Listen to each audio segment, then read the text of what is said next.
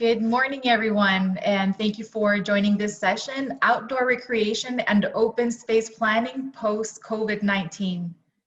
Your presenters have worked really hard at putting very valuable information together for you. So before we get started, I'd like to tell you a little about each of our extremely knowledgeable presenters that you are lucky to listen to today.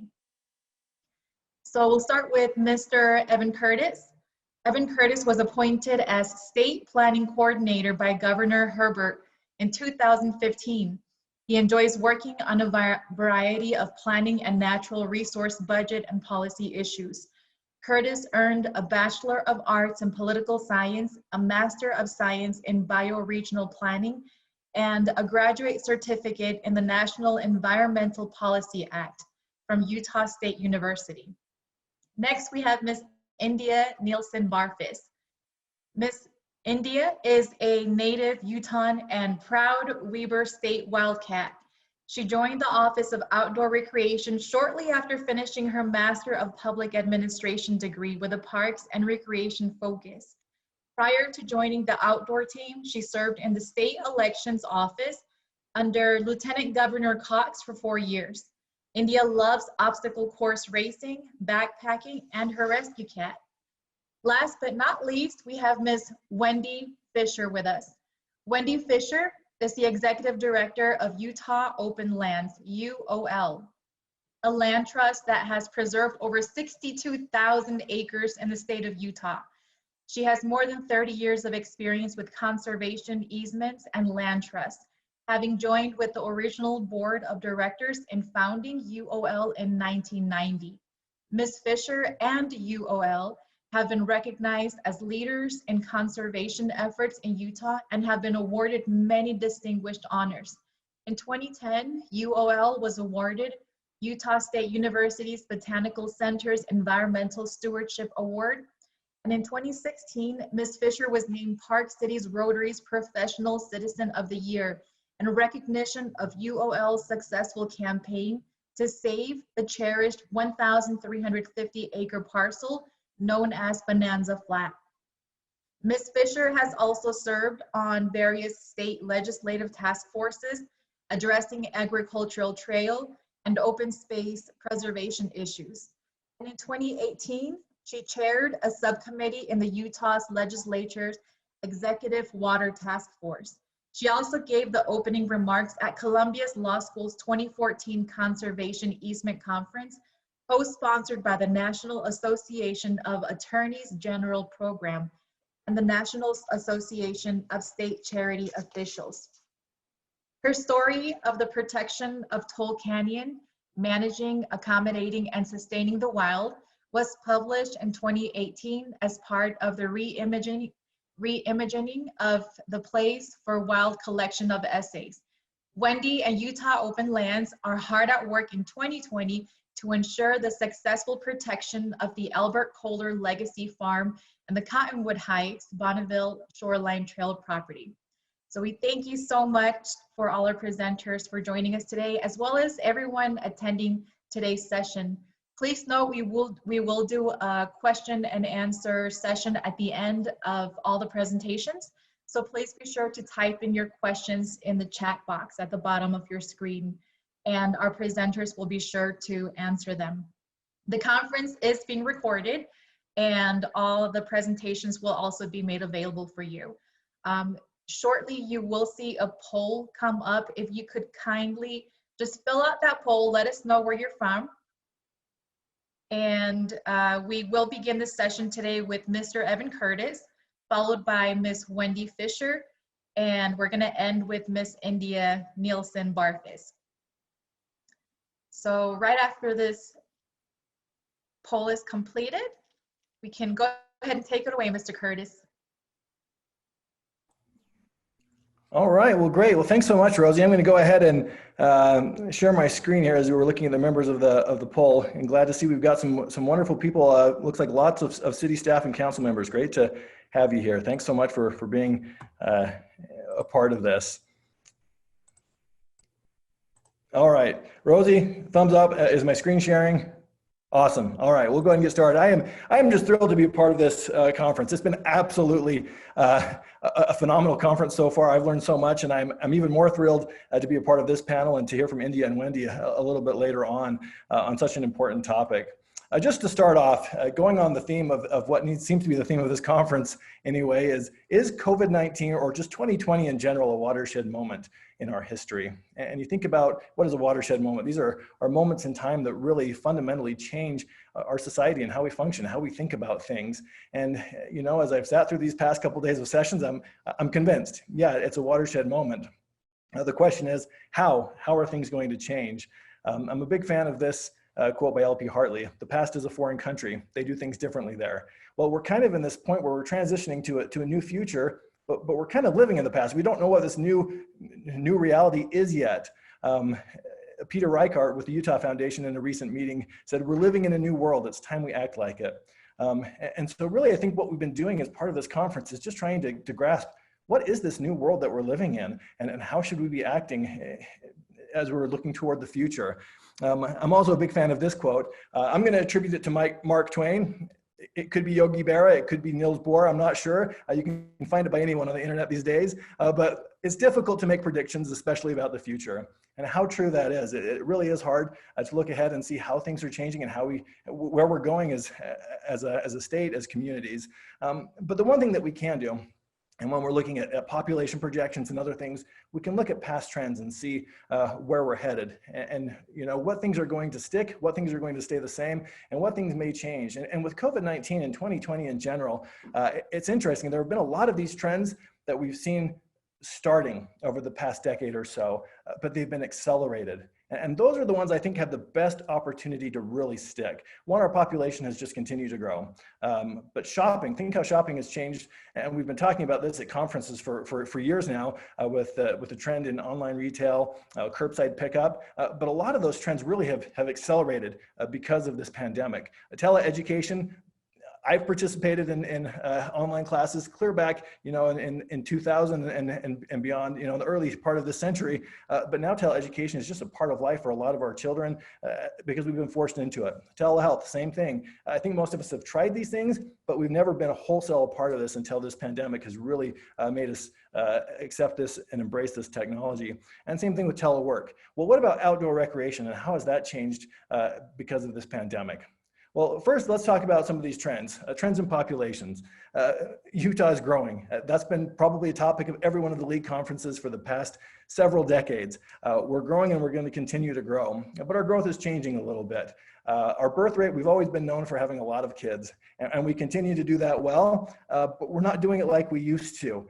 We're still higher than the national average, but that trend is going down, and we heard the Lieutenant Governor talk about during the debate how we're actually reaching a point where we're not even at replacement levels. We've dipped pretty low, but we're still growing. We're still the fastest growing state in the nation over this past decade. So where is this growth coming from? Well, people are moving here. We've been discovered. And part of that is due to the trends in the economy. And if you've ever listened to the governor speak, you know what I'm talking about. I could put a ton of different accolades on this slide to represent our economy and economic progress in the state. But I chose this one because I think it's really interesting, and it's a post-COVID map. So the Philadelphia Fed puts this state coincident economic activity index together. And this is the 3-month change in economic activity from April to June. So post-COVID, how were we doing as a state or as a nation economically? And as you can see, most nations, or most of our states were really not doing fantastic. They had really decelerated their economic growth, but there were 2 exceptions. And Utah was the brightest exception. Really, it was an island of economic progress in an ocean of what was turning into a recession. Now, since that time, a lot of these states have rebounded. They're growing again from where they were in April. But again, I just think that highlights how Utah really is a standout state economically. But how is our economics changing? Well, part of it is being driven by telework. And if you look at how many people have tried teleworking, this is a Utah Foundation graph. Back in 2006, yeah, 30% of people had tried it, but it's been gaining momentum ever since. Well, in 2020, I think most of us have tried teleworking at this point. It's something that is becoming a much more common part of how we work. And if you look at the trends in growth over the last 5, 10, and 12 years, you can see it's really gaining steam. But now that everyone's been thrown into it, you know, before, yeah, I'll try it. I might dip a toe into it, but now we've been forced to live with it. What have we thought about it? And so if we look at this DHS post-COVID survey, this is a state agency, Department of Human Services, 96% were neutral or satisfied. They're okay with it. Yeah, let's keep doing it. And in fact, 86% said, hey, I'd be happy to make a formal telework arrangement and continue to do it. From those that haven't been doing it, 27% would like to try it. So how is that going to change how we develop and how we grow as a state? Why do people live where they live? This is just looking at the age of residential structures in Davis, Utah, and Salt Lake County, and it doesn't take a PhD in urban planning to understand why this pattern looks the way it does. But if you look at the yellow, these are homes that are newer than the year 2000, and you can see they're kind of on the periphery. Lots of obvious reasons for that, but part of the reason is because, you know, every year we're growing a little bit further away from our urban centers, our economic centers, and also from transportation corridors. Well, a lot of this is just because that's kind of how, as a nation, we've chosen to develop. We have our home base, which is, you know, we want to be within a reasonable commute of where we work on the weekdays. But part of what makes Utah nice is we also have a short commute on the weekends to get to some really phenomenal recreation opportunities. Well, what happens when we get rid of that commute? We don't need to go into the office every day anymore. How is that going to change where we want to live? Are we going to want to get rid of that commute as well and just live closer to where we recreate? Ted Knowlton, in a recent legislative hearing, said, in the future, the question will be more than ever, what is surrounding my home? And really, if you can live anywhere you want and put your office in your home, you're going to start looking much more for that amenity package that fits your lifestyle. And how is that going to impact our revenues and our economic development? All of you are familiar with the state sales tax distribution, and 50% population, 50% point of sale. That 50% point of sale has been changing for a long time. But in the future, if teleworking is a much bigger portion of that, how are we going to change how we recruit? Is it going to be more recruiting businesses? Or is there going to be more of a shift as well to recruiting the actual worker who can choose to live anywhere regardless of where the jobs are? You know, teleworkers are going to need different things than businesses do. They're going to want a nice place to live and access to quality amenities. And so really, the time has come, in my opinion, if this is a watershed moment, to really stop thinking of ourselves as, are we a bedroom community or an urban center? Really, we need to start thinking more about becoming whole communities. And that's part of what, you know, the Wasatch Choice for 2050 vision, we've been talking about this for years, same with Wasatch Choice for 2040. We're trying to figure out how can we have these dispersed regional centers with access to all these wonderful amenities. And so we do have to really have some self-reflection at this point. You know, everyone has on their sign, it's a great place to live, work, and play. Well, are we really? I thought it was interesting in a session earlier this week, someone threw a poll up and said, think about your neighborhood and where you live and answer, do you have in your community an interconnected park system, transportation, housing choices, and places to work, live, and play? And I was surprised to see that the majority said, no, we don't. And these are, you know, city staffers who love their community and working to make it better, but they're saying, no, there's an opportunity to improve. But why are we talking about outdoor recreation and open space? Really, when it comes down to it, it's an economic development necessity. There is a reason why our Office of Outdoor Recreation is in the Office of Economic Development at the state level. It was very strategic, it was very purposeful. And it's because we recognize it's part of our competitive advantage as a state. We also have a great outdoor recreation industry cluster as well, and we want to attract more of that. But at the city level, are we thinking of that as well? Is this an economic development necessity? But also it's critical for our health and well-being. And the research continues to mount of how important it is for our health and well-being to have access to the outdoors and to open spaces. And I think COVID-19 has really helped us understand that as well. What happened after COVID-19 hit? Well, people wanted to get outside. They were stressed, they were at home, they couldn't make sense of the world. And the best thing that they could do is go out and buy a bike. We saw nationwide that car sales went down 34%, but bike sales went up 71%. And I think the only limiting factor there was the supply chain. There was a lot of anecdotal evidence of bike retailers just running out of product. They couldn't keep it in stock. It was, you know, kind of the new toilet paper in April as they were trying to keep up with the demand. And were people using them? Absolutely. Typically, you're going to have 2 to 3% increase on usage of trails. Well, in Utah County, in April, there was a 161% increase. And that use has actually been pretty consistent throughout the summer. Now, obviously, the year-over-year growth hasn't been quite as high during the summer, when people are oftentimes much more active, but it's been extremely strong, and even 37% increase year-over-year is nothing to dismiss. People are getting out and they're using these trails. If we look at Strava Data, this is an app that tracks user activity, and people use it to track their runs and their bike rides. So again, it's a small subset of the population, but it's just interesting as you look at 2017, 2018, 2019, yeah, there were some increases, but 2020 is off the charts. We're seeing so much more usage on our trails, and people using bike infrastructure. Same at the state level, we're seeing a 27% average year-over-year increase for the summer in our state parks.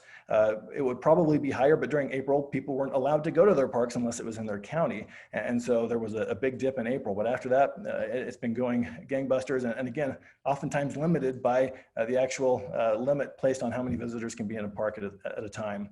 Well, Google is actually tracking our whereabouts. And if you ever wonder if there's a big brother watching you, just look at the Google usage statistics. But I think it's kind of fun, and it's interesting to see where we're going as a nation. So if we look at a couple of key indicators, workplaces, we're down 34% nationwide. People aren't going there as much as they did before the pandemic compared to the baseline. Retail and recreation, that's actually talking more about movie theaters and cafes, restaurants, those types of things. That's down 12%, not surprising as we're not able to go out to eat quite as much as we were before.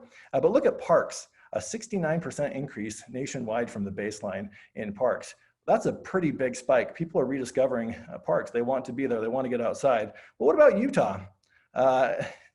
We're actually doing a lot better in our retail and recreation. People are still getting out, they're shopping, they're eating. Workplaces is about the same, 33% down, but look at our parks, 172% increase from the baseline.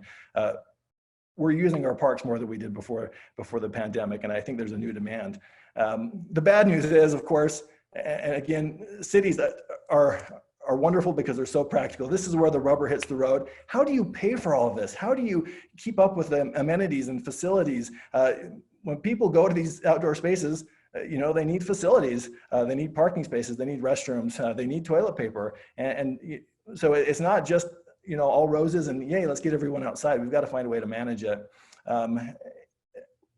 But funding has been a challenge. And you look at the Forest Service recreation appropriations over the past about 20 years, and they've kind of been trending downward. And all this while we're seeing increased usage. And we've talked with our Forest Service managers over the past several years, and it's a concern. They can't keep their toilet paper in stock in these trailheads. So, looking to federal sources, yeah, there may be some funding coming down from federal sources, but I don't think we can count on it. If we look at the state, look at the Leary McAllister Critical Land Conservation Fund, which is our funding source for conserving and preserving, restoring open spaces. 2013 general session, no funding. 2014, none. 2015, there was $1 million, but it was specific for sage-grouse habitat, not necessarily for agriculture or recreation. 2016, no funding. $500,000 in 2017. 2018, not only was there no appropriation, but the remaining balances were cut. Finally, in 2019, we had some wonderful legislative leaders and champions who got us $3 million one time. Same thing in 2020. We were really excited about the trend. We were starting to do some good things, and then COVID hit. And of course, it's one of the first things that gets cut. No one's job's reliant on having this funding, and so it's kind of hard to justify. It's understandable, but again, it just kind of shows funding is a real concern when we talk about outdoor recreation and looking ahead.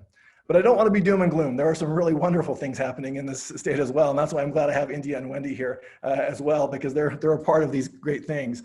We do have an outdoor recreation grant program that India is going to talk about. We have a thriving outdoor industry cluster. In 2017, the governor launched his 1,000 Miles of Family-Friendly Trails initiative. And I'm pleased to say that our communities have been responding. We've been having tremendous growth in our family-friendly trails across the state. And active transportation infrastructure. And then, of course, the Wasatch Choice principles. There are 4 principles, and one of those is to preserve open space and this recreation infrastructure. So we are doing good things. Vicki Varela with the Office of Tourism often says that the God played favorites with Utah.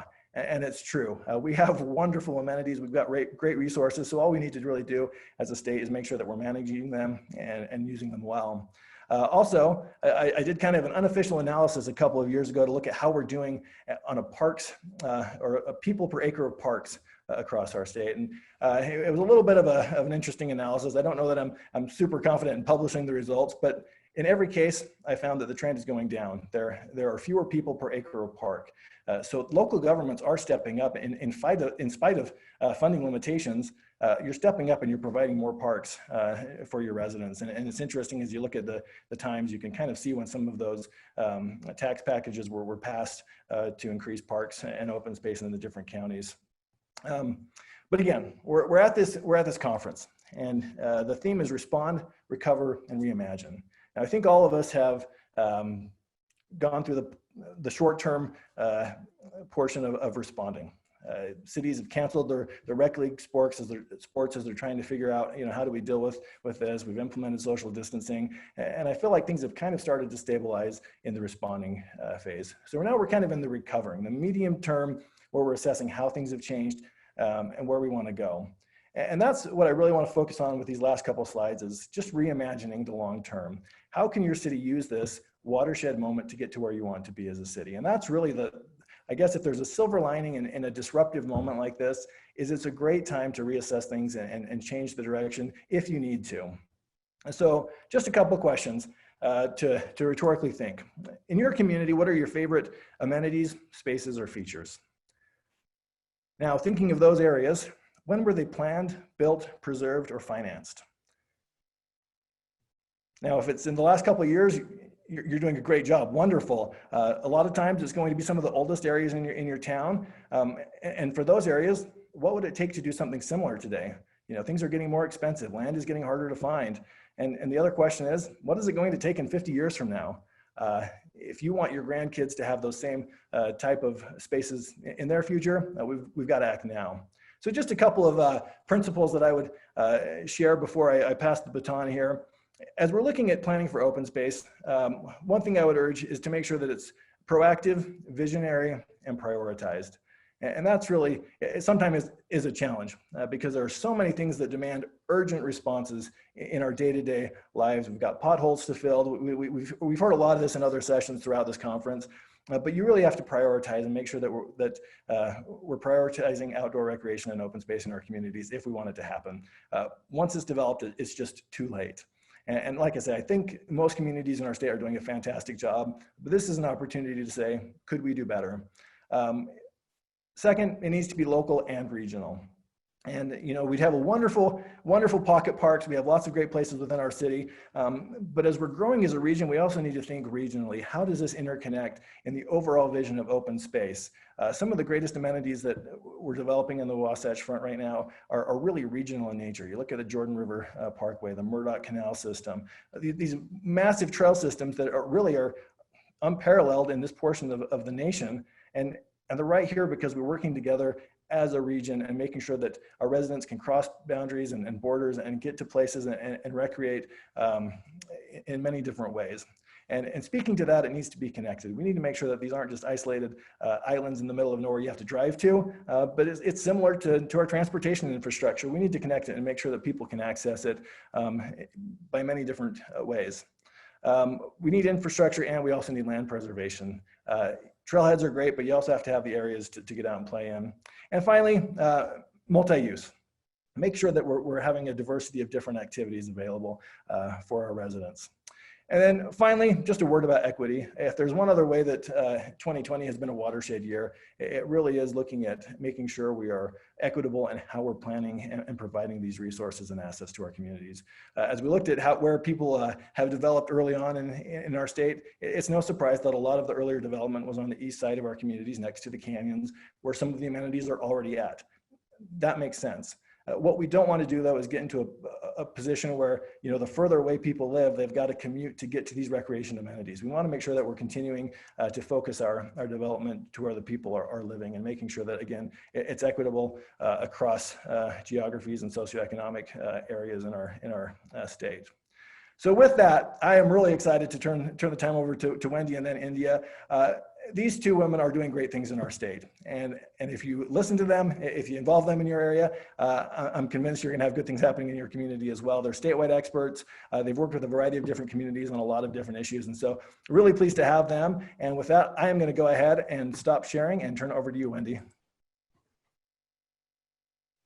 Thanks, Evan. I really appreciate that. I'm going to share my screen with you guys shortly as well, because I have some great photos to share. I want to think about a couple of things. One of the things that I think gets missed in some of these discussions about outdoor recreation is if you don't plan ahead, if you don't save the open space first, you may not be able to plan for those connections that Evan talked about. You may not be able to actually plan for the trails themselves.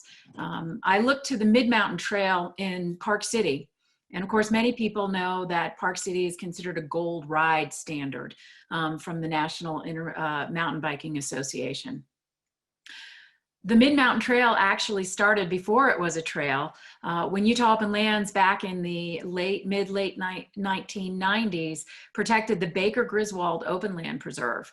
And when we did that, we thought about the fact that we should also plan for a potential trail. And so we also incorporated into that 300-acre open space preservation moment a trail easement. And those are some of the things that when you're working on a project we think are really important. Another thing that I'd like to share is a new term that I have just learned about that is really something that we need to reimagine. We need to really start thinking about as we look at what it looks like post-COVID. It's called Hansel and Greteling. So if you think about the story of Hansel and Gretel, this is the people that go out into our wilderness areas or who go out to even just go on a trail hike, and they're really not prepared to be outside. One of the things that we've seen and one of the things that I think COVID has shown us is that we really need to look at two different things as we move forward on our open spaces and with our trails. And part of it is the maintenance that we're talking about, but the overall stewardship that we have for these places, the leave no trace principles, which some of us have forgotten, and also be prepared when you go outdoors. So there's a lot of education, and I think we need to start looking at as well. One of the things that's interesting from my perspective is that I think in many ways COVID-19 has actually provided a little bit of a laser focus on something that certainly from Utah Open Lands perspective, we have known for a long time.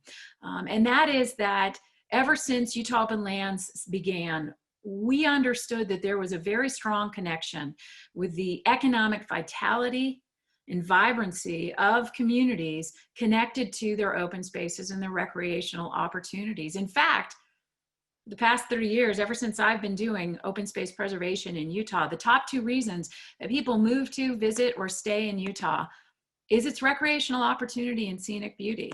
And in fact, we have some iconic landscapes. Our canyons, our open spaces, they are really a calling card for the state, and they do provide that strong economy, that vibrant economy. More and more we're finding nationwide that these properties, these open spaces are very much tied to our economic sustainability as a community.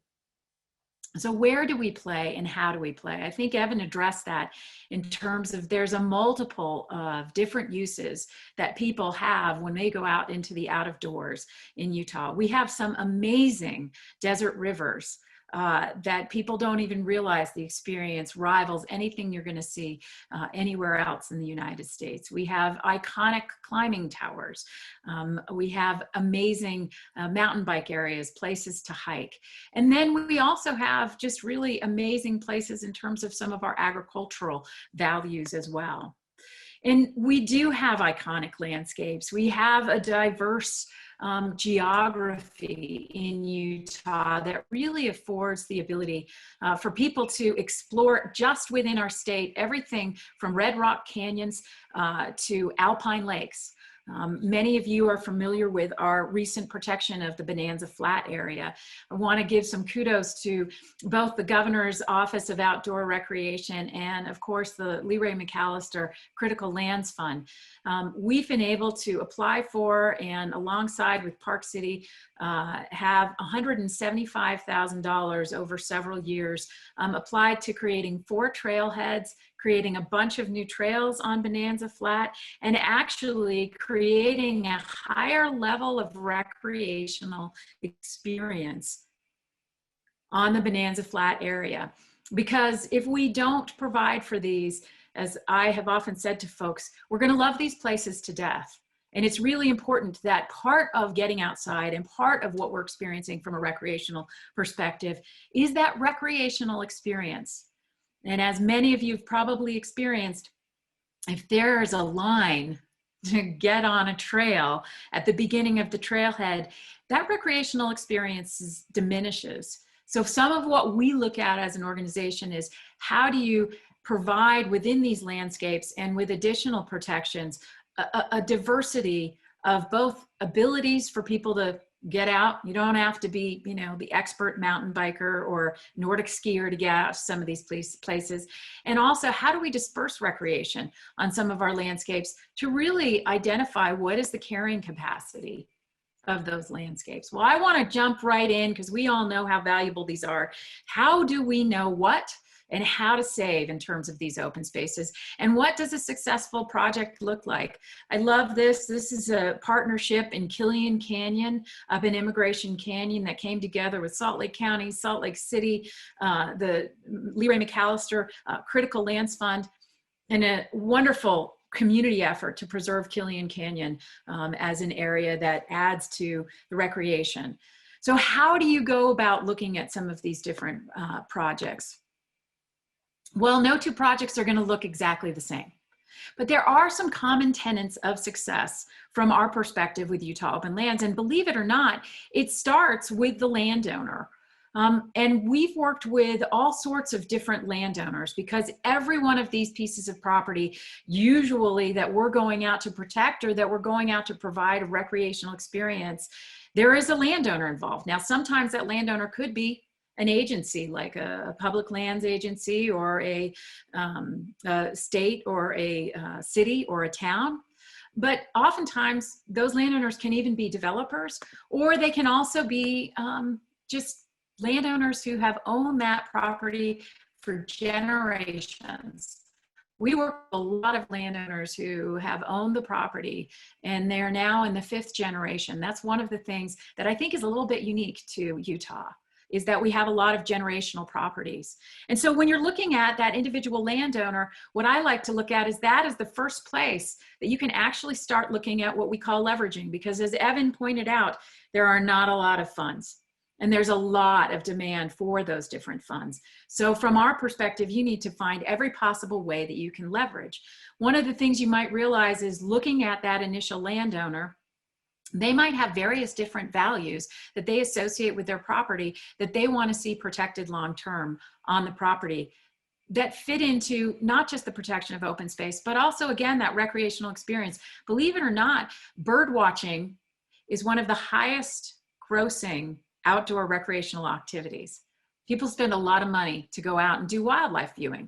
So protecting the habitat is something that is an ongoing struggle. We don't want to have habitat fragmentation, but believe me, when people go out and they have the experience of seeing a large ungulate like an elk or a moose, that is really a powerful moment. Similarly, when you see a broad landscape, forest, it does something for the soul. And I think that's what we're seeing a lot in this area.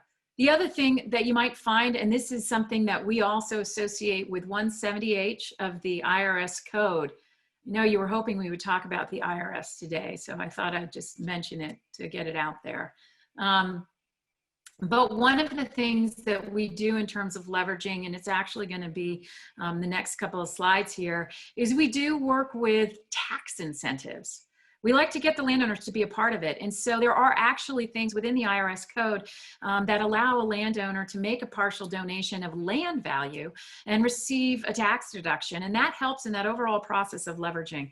And one of those values is just the sheer ability to look upon a piece of open space, look upon its forest, look upon those changing fall colors and say, what a beautiful scenic view. So part of what the IRS recognizes is just open space for the sake of open space. If the public can view it, that has a value. And of course, I think a lot of us understand that many of the landowners that we work with, especially generational landowners, have a connection to the land that is steeped in working the land, or that agricultural connection.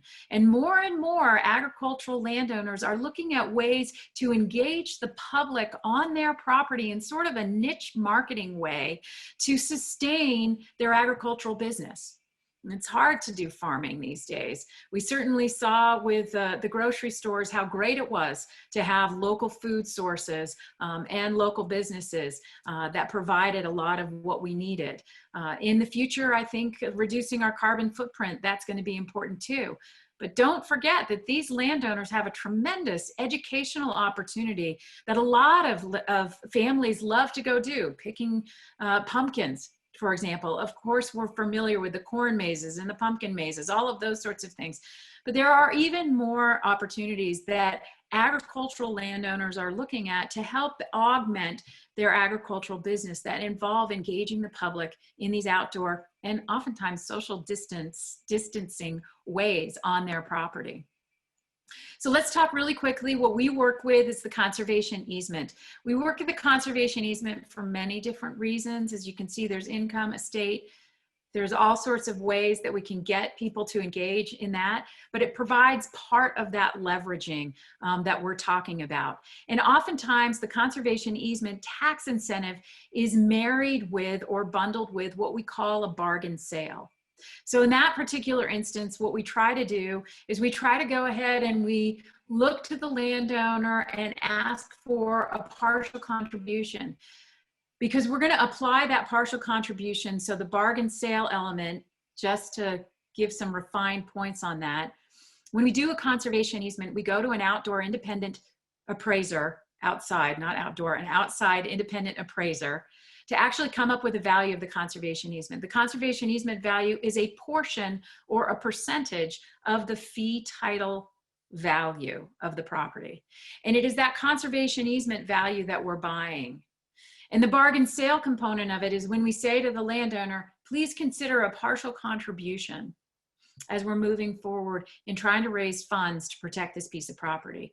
In fact, the NRCS, the Natural Resource Conservation Service, has an agricultural land easement program, a grasslands of special significance where you can protect sage-grouse habitat, other properties like that. And they have other programs that you can work through.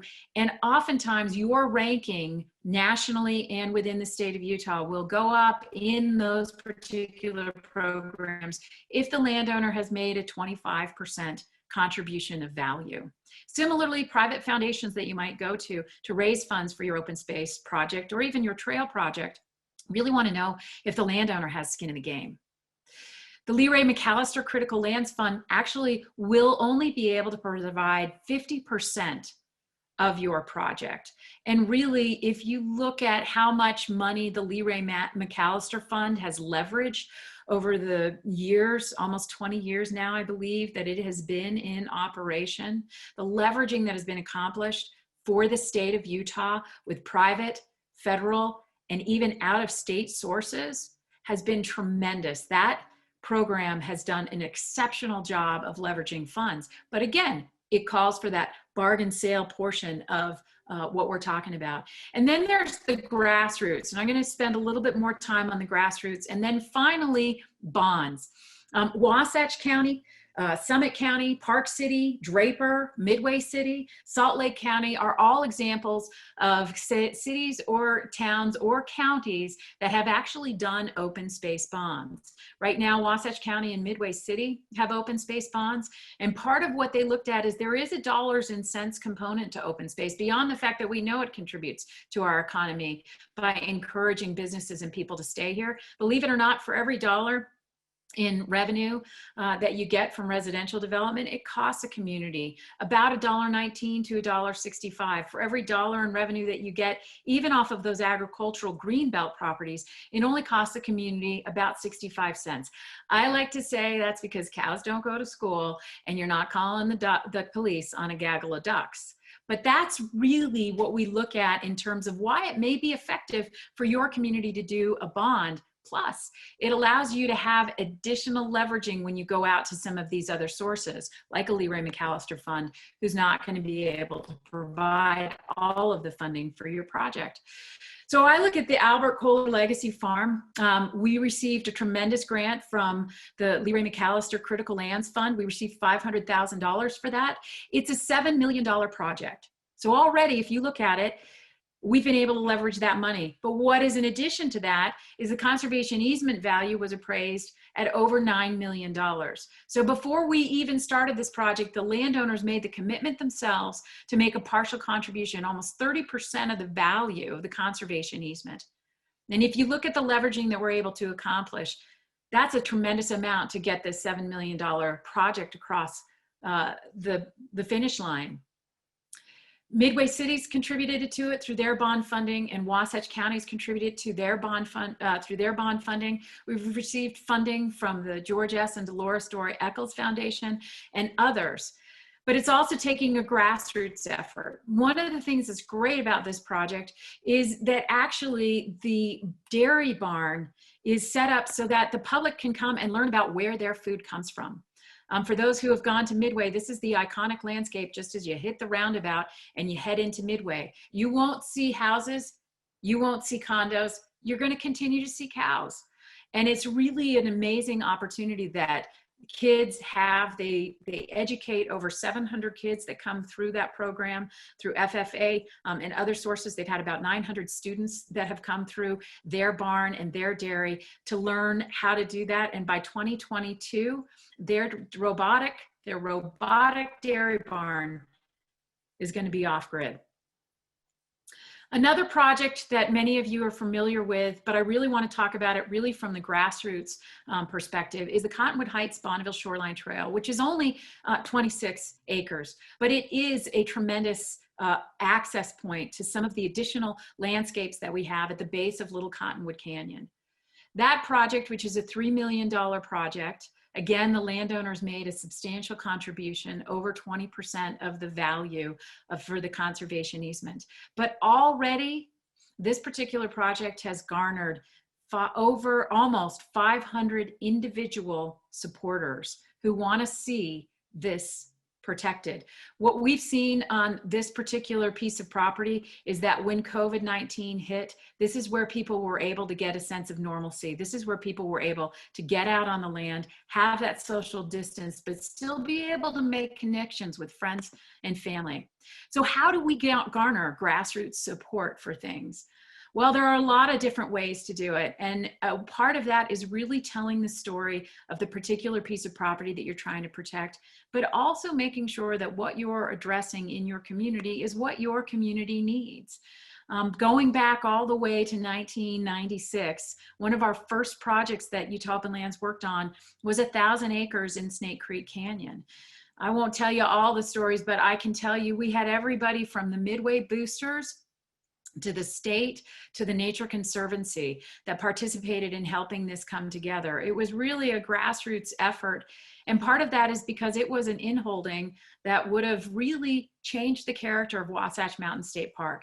Now this is part of Wasatch Mountain State Park with a conservation easement held on it by Utah Open Lands. Another project, Castleton Tower, was something where we actually were able to garner over $250,000 of support from the outdoor industry itself and protect what is considered one of the 50 classic climbs in North America. But in that particular campaign, we actually had folks from as far away as Switzerland contributing to save the iconic Castleton Tower campground, 221 acres. Again, another Leroy McAllister project that they participated in. But it just goes to show you that people come far and wide to visit our landscapes here in Utah. And you never know where you're going to get your support from. Bonanza Flat, as I mentioned, it involved 11 different nonprofits, So reach out to those different nonprofits. It involves 3 different cities, 3 different counties, and 3 different public agencies because of the multiple conservation values, not just the recreation, the wildlife, the watershed value that Bonanza Flat had. And so that's something that really what you look at is finding those ways that you can reach out to your community. That's something that Utah Open Lands does, and put together those campaigns that make these projects successful. Because finally, if you look at something like the Cottonwood Heights Bonanza Flat, the Cottonwood Heights Bonneville Shoreline Trail project that we've worked on, we actually had the Friends of Alta put together a challenge grant to help us meet a challenge grant that we had received. So these are the things you've got to be thinking about when you put together these projects, because the more leveraging you can do, the more your constituents, your taxpayers themselves are going to say, hey, this is really a great thing. We want to invest in open space and we get help. If you look at Bonanza Flat, yes, it was expensive. Yes, there was a $25 million bond. But we were able to spearhead a campaign that raised the additional $13 million to get that protected. And then after that, we were able to work with a specific donor and add 200 acres so that now Bonanza Flat has moved from 1,350 to 1,500 acres of protection. I guess finally, the thing I will say is that some of these open spaces, you never know what they're going to transform into. Hidden Hollow, which was started as an outdoor classroom when the Cope kids found this kind of neglected open space, 3-acre urban area in the heart of Sugar House, has really been transformed into an outdoor classroom that is used with all of the Salt Lake City School District. It's open to anybody to come and experience the riparian corridor and learn about the environment. And it really has become an iconic piece that you can see people out using every single day.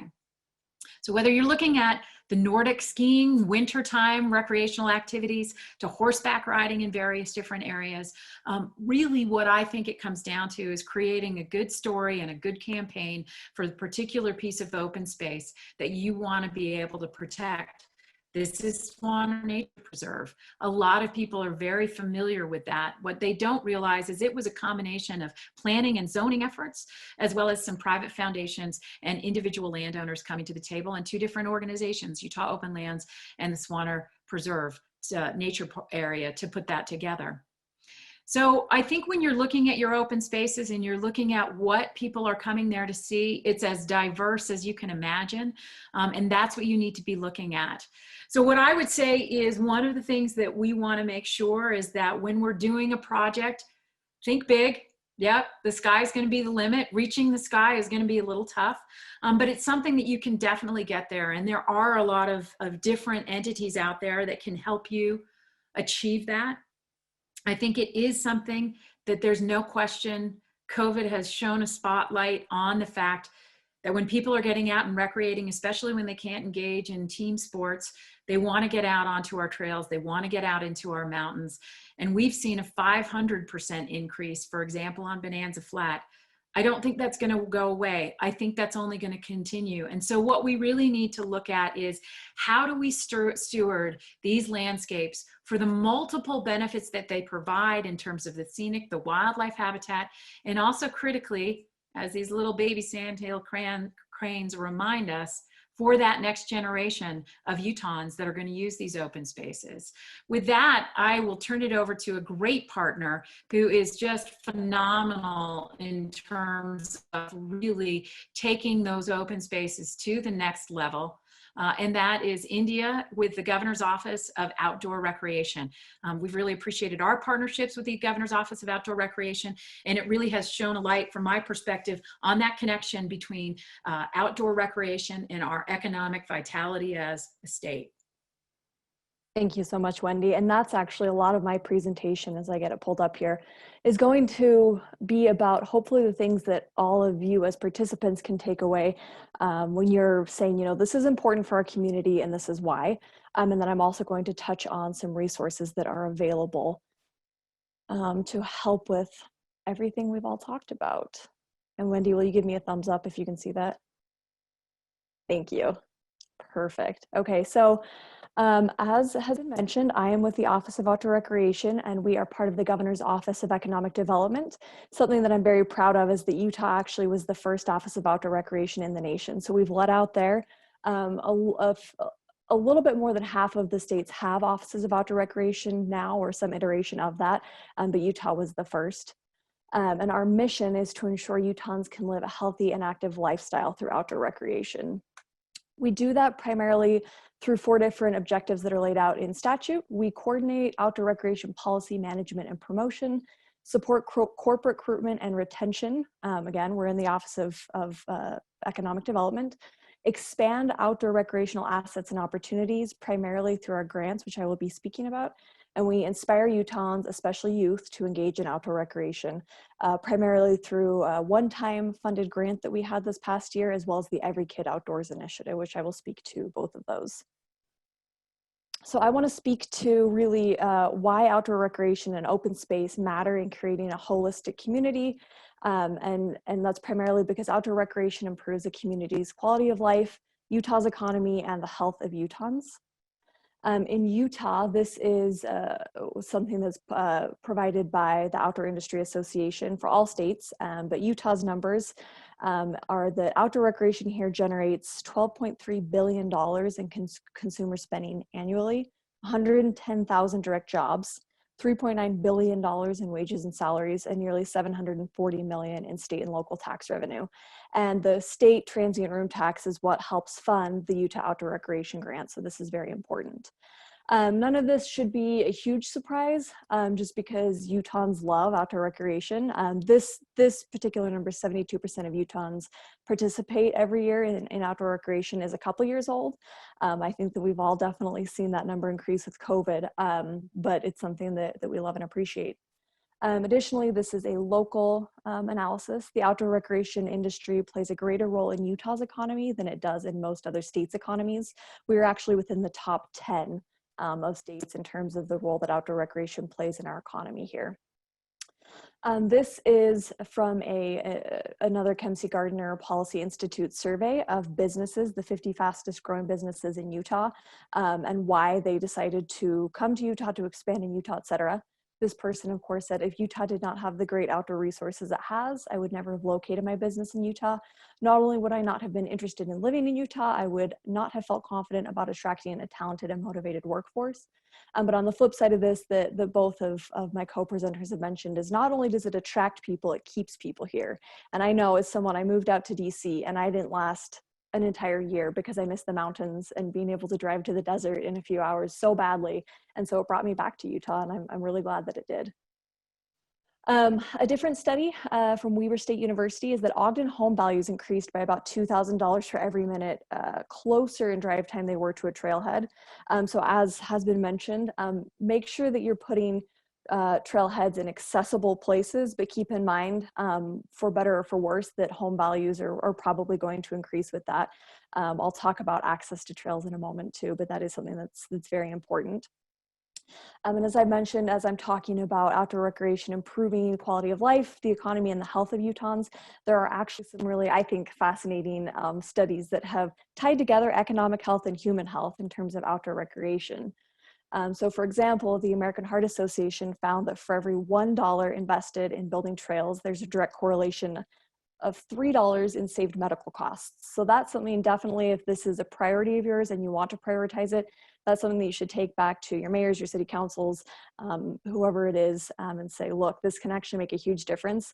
And I think that we're all really concerned about healthcare costs generally, but especially now that we're hyper-focused on health this year. Other research suggests that national parks and protected areas save an approximate $6 trillion globally in mental health care costs. And that is trillion with a T. These two pictures are examples of some Utah Outdoor Recreation Grant projects, just to give you an idea of what outdoor recreation infrastructure can look like, because it's pretty varied. Other research has shown that spending a mere 20 minutes in a park, even if you sit on a bench and don't exercise, is enough to improve a person's mental health. I lead out on the mental health work group for Park RX Utah, so this is something that I think is really interesting to learn about, especially in Utah, especially as we work on getting every kid outdoors. One reason we might want to is these outdoor spaces can help improve chronic health conditions, but also mental health, which is definitely something to be concerned and to care about. I love this. Just to be able to say all trail use is beneficial for physical health. Oftentimes we'll see, direct correlations that are pretty clear between, walking or mountain biking or hiking or whatever, and physical health benefits. But I've linked to different studies in here that show those often excluded types of recreation also have physical health benefits. And that can include equestrian riding as well as motorized trail use. So pass that on if you want to prioritize these projects. And of course, there are the mental health benefits, as this kid is having a wonderful time horseback riding. I mentioned previously access to trails and trailheads and outdoor recreation infrastructure. That is key, considering just how important all of this is for our health. We need to prioritize access to quality outdoor recreation. One study that was published in the American Journal of Public Health showed a direct and significant measurable correlation between how close people live to biking and walking infrastructure and the amount of weekly exercise they get.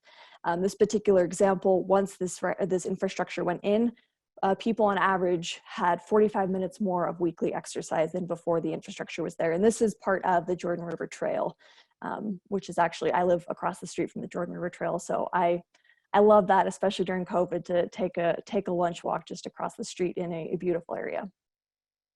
My kind of two final health studies that I'm going to mention are that it's obvious that exercise and working out and movement is good for you and your body in any setting, but that it's especially good for you in an outdoor setting.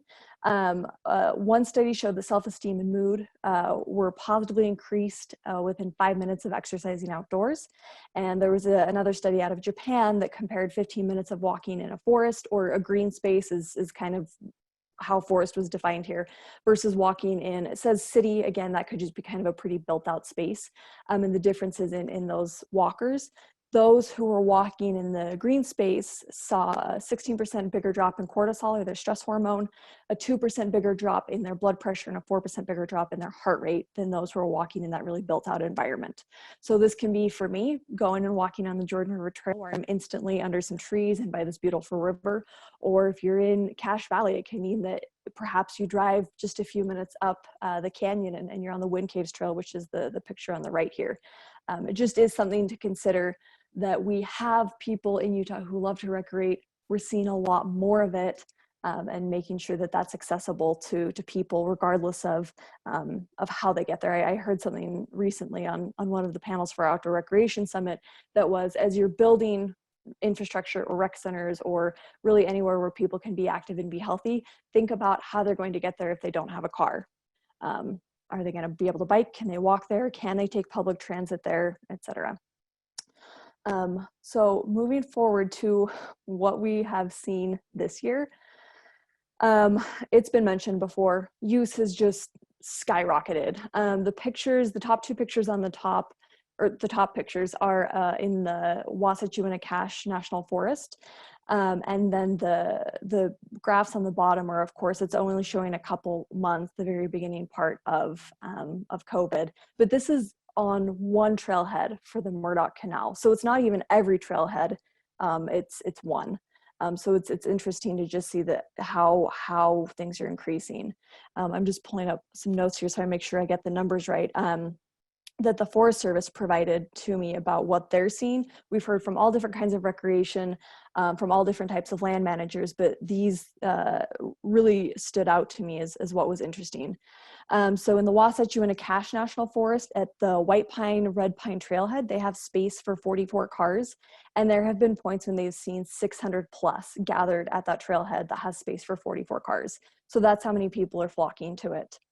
In Ashley National Forest, use at Little Hole increased 2,308% this time period in 2020 versus in 2019, and that was 2,308% increase. Pass sales on Heber-Camas Ranger District this year in June almost equaled what was sold from the last 2 years combined. As you saw before, state parks, some of them have been doubling their fee collection, but there's a capacity there. RV sales hit a record high, and that means that some people are getting out for the first time and unfortunately having situations like this one, which is up in the UNS, where they get very stuck and have to get some help. But hunting, fishing, and combination license sales have been up about 82,000 total licenses between this time over last year. So it's every type of recreation. It's not just one thing over another. Utahns are getting out. Utahns are loving their public lands and outdoor recreation, and it's amazing. Professionally and personally, I mean, it's something that I love to see, that so many people are getting outside and enjoying these wonderful spaces, discovering or rediscovering them, whatever it is. Though we all know there's impact issues that come along with that. We put together a hybrid outdoor recreation summit last month, and I had the opportunity to listen to about 40 hours of content from that, whether it's with land managers, tourism folks, elected officials, and kind of everything in between. And the issue that kept coming up over and over and over was poop. And the impact of poop on our public lands this year. And it's actually really significant. Here's an example again of what has been assumed as a brand new RV user who doesn't know how to properly dump their RV, so they are just dumping it. And that's an issue. So this resource I want to talk about, that's a really cool collaboration between Utah State University, Southeastern Health Department, and a couple other folks, is gottagoutah.org. Highly recommend checking it out. It's super helpful, whether you just post it on your city or your town's social media platforms, or you ask people to actually share it when they're meeting with new recreators and retail shops or things like that. It's important. The site really highlights that with all this increased use on our public lands, we're seeing water pollution, we're seeing spread of disease, other people or wildlife finding your waste or your toilet paper, and there's a decreased rate of waste composition with the increase of poop that's on public lands. Our partners and our office have been having conversations about, kind of what can we do here, and something that I heard that I love, that I keep repeating, is Becky Hotze with the Forest Service says, have this forest to faucet mindset. And I think while it's literally true in places like, where she manages in the Salt Lake Ranger District, it's just really good perspective of remembering that so many of our public lands in Utah are multi-use. So it's not just recreational lands, but it's also, in some instances, it's how people get their culinary water. And to have a forest to faucet mindset is hopefully going to make, people really consider about the impact of their actions and what they're doing. Again, this is gottagoutah.org, which is where I got all these photos. Check it out, pass it on. It's a great collaboration. Another really awesome collaboration to know about, if you haven't heard, is the NAR initiative. This is the Gateway and Natural Amenity Resource Initiative. It's out of Utah State University. I put their URL on the bottom of this slide, but it really focuses on research, education, and capacity building. They have a huge toolkit when it comes to capacity building of how they can help different communities in the West, really who are gateway communities, think about, how they're going to plan and respond and develop with everything that's changing, and with so many more people getting outside than we've seen before. So even if you're not a gateway community, you're probably a gateway community to some natural amenity in the state of Utah, just because we do have so many beautiful lands. Check this out. It's a great resource. And I am going to now change gears to talk about what our office provides, the Office of Outdoor Recreation. We have 3 grants I'm going to talk about. 2 of them are focused on recreation infrastructure. The Utah Outdoor Recreation Grant is to fund new outdoor recreation infrastructure. So it's for the construction of the brand new infrastructure. We've had it since 2015, and it's funded by the statewide transient room tax. The other one is the Recreation Restoration Infrastructure Grant. This is exactly what the name implies. It's to help rehabilitate existing infrastructure, which is very cool. We piloted it this year, also funded with transient room tax, and we saw some really, really awesome projects come out of this. Because we have had UORG for new projects since 2015, this is just something that highlights everything that it's gone to support. If you have an idea for your community that you need some funding with, please talk to me.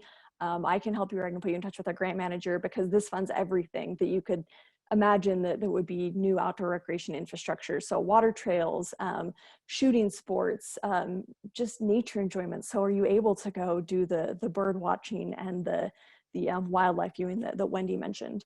Over all these years that we've had the grant, we have been able to give out more than $16 million. It's a match grant. So if you, for example, ask for $50,000, you have to have a $50,000 match. That can be made up with partners. Half of your match is able to be in kind. There's some details there, but that means that over the 2015 to 2020 funding cycles, the 16 million that we've given out has been leveraged for projects with a total value of more than $121 million, which is phenomenal. 61% of our project funding has been in rural Utah, and we're very proud to say that. We do really focus on a bunch of activity types. The sky's basically the limit. Talk to us if you have ideas, and we can talk you through all of this. And then the other grant that I mentioned is the Utah Children's Outdoor Recreation and Education Grant. This complements our Every Kid Outdoors initiative, which is exactly what that sounds like.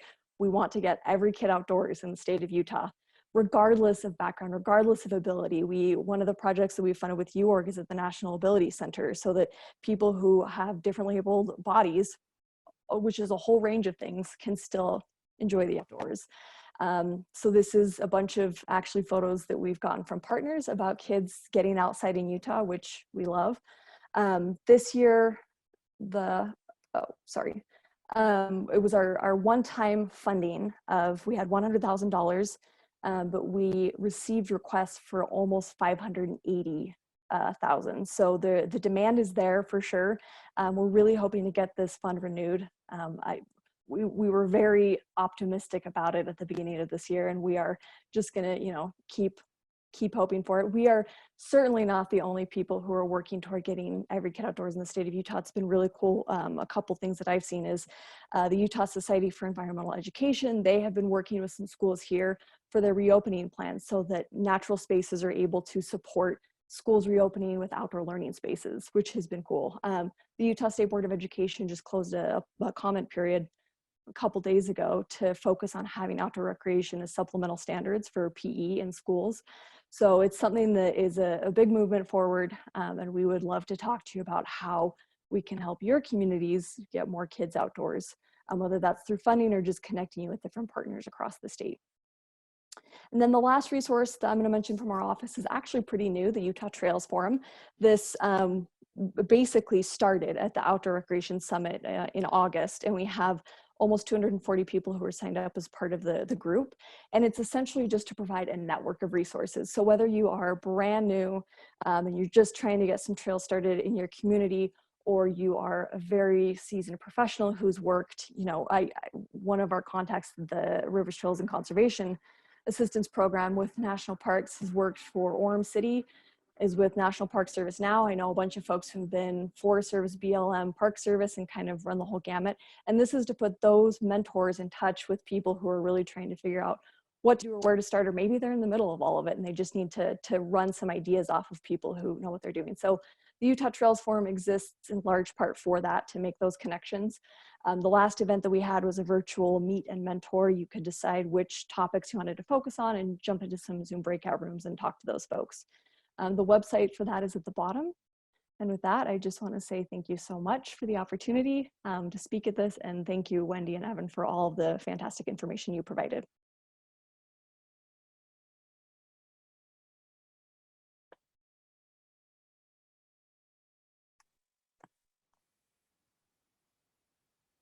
Looks like we have a few more minutes left for any questions and answers. I don't see any in the chat.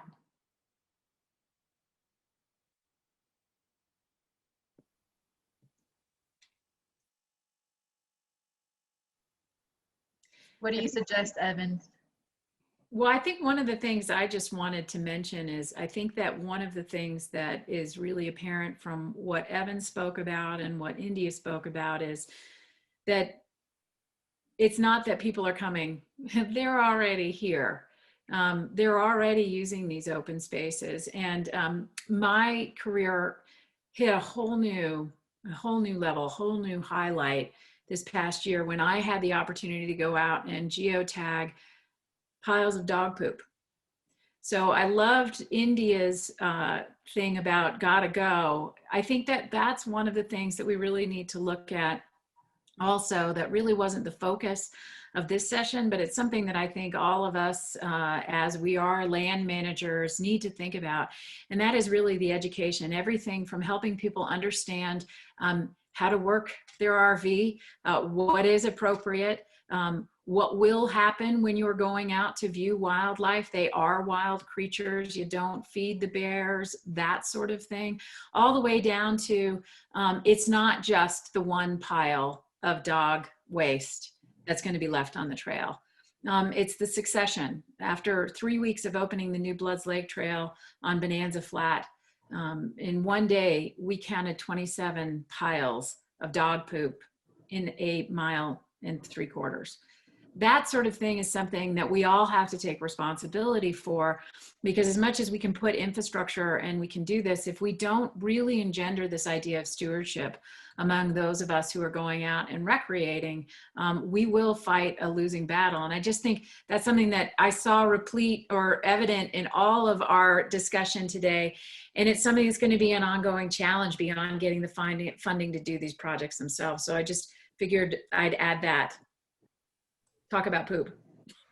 And if I could kind of segue off of that too, with our Every Kid Outdoors initiative and the UCORE funding, is that's a big component of it. Is it's outdoor youth programming and nature-based STEM skills, but we always want those the programs that were funded to have some kind of stewardship component. It's pretty easy for to go out and show a kid, look at this cool bug or plant or whatever, but then also say, and this is why you should care about your impacts. But we've got some really good connections with that. So if anyone is doing some kind of youth programming in your community or something like that, let us know and we can get you resources that are stewardship focused for kids. But then, like I said too, if you have local retailers who are selling a lot of outdoor gear, whatever it may be, bikes definitely, if they would be willing to have handouts or something, or talk to their customers about those stewardship components, it would be fantastic. And again, we've got resources. Well, great. Thanks so much, Wendy and Indy. I've just been fascinated over these past couple of presentations, and I know I've learned a ton. Really appreciate everything that you shared and everything that you're doing in our state, really, to make our quality of life better. And I think we really are at a turning point in our history, both with population growth, with this pandemic and not knowing exactly what's going on in the future, and with people getting out and experiencing life in a way they never have before. This is going to be increasingly important. And I hope, last word, really is just for those who are participating, I hope when you come to these conferences, you can take away 1 or 2 action items. How can I think of things a little bit differently in my community? And I hope from this session, you've seen that there's this increase of demand in recreation, but because of all this growth, we're also losing a lot of these areas that are key for our mental health and well-being. How can we do things differently? How can we improve our communities, and how can we make sure that we're continuing to keep and accelerate this quality of life that we're so known for in our state? But yeah, with that, Rosie, let's go ahead. And I think the question on everyone's mind is really what's for lunch. So we can end on that. But thanks everyone for participating, and for the league and for APA for hosting this.